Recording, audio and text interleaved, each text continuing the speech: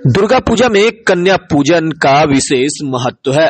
आपको बता दें कि लगभग घरों व मंदिरों में कन्या पूजन किया जाता है। ऐसी मान्यता है कि कन्या पूजन से मन खुश होती है। ऐसा कहा जाता है कि कन्या माँ दुर्गा की रूप होती है, इसलिए उनको भोजन कराने के बाद ही अपने व्रत को तोड़ना चाहिए।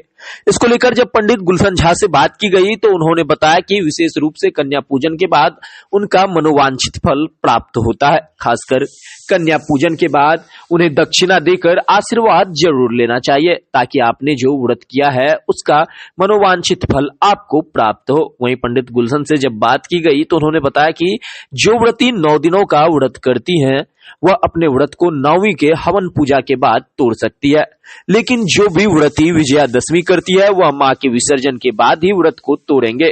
कई बार व्रती बिना मां के प्रसाद को ग्रहण किए ही व्रत को तोड़ देती है, लेकिन कहा जाता है कि व्रत तोड़ने के लिए अगर मां के प्रसाद को ग्रहण करें तो उसका विशेष फल होता है। वहीं अगर विजयादशमी के दिन नीलकंठ पक्षी का दर्शन हो जाए तो इसका विशेष फल माना जाता है। कहा जाता है कि नीलकंठ भगवान शिव को कहा जाता है और साक्षात मां दुर्गा इस बार नीलकंठ पर सवार होकर विदा हो रही है, जो एक अच्छी चीजों का संकेत देता है। इसलिए अगर आपको कहीं भी नीलकंठ का दर्शन हो तो आपके भाग्य चमक उठेंगे।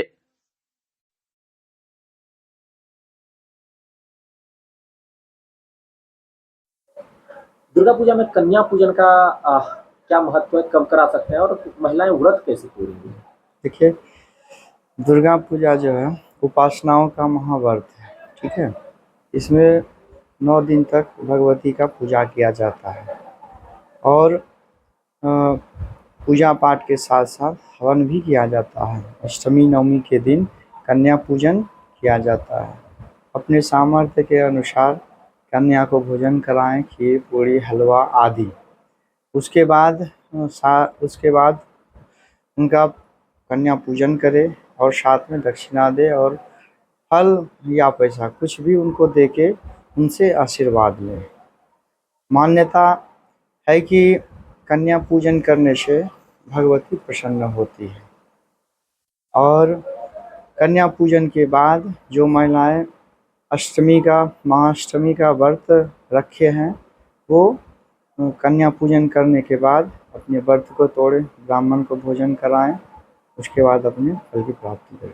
अच्छा, जो 9 दिन की पूजा करते हैं वो 9वीं को अपनी व्रत को तोड़ सकते हैं या 10वीं को तोड़ सकते हैं? नहीं, 9वीं को। एक्चुअली क्या है कि जब हम व्रत कोई भी करते हैं उसका समापन होता है हवन होने के बाद।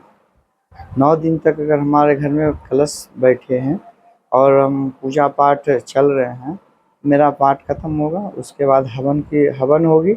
हवन की समाप्ति होने के बाद व्रत की समापन हो जाती है, तो हवन करने के बाद वो पुनः अपना भोजन कर सकते हैं। कई जगहों पर देखा जाता है कि विजयादशमी को तोड़ा जाता है। विजयादशमी के वो जो दशा करते हैं ना, उनके लिए विजयादशमी के दिन 9वीं वाली महिलाएं हाँ, बाकी 9वीं वाले जितने भी हैं सब लोग 9वीं को ही हवन करने के बाद भोजन ग्रहण करेंगे।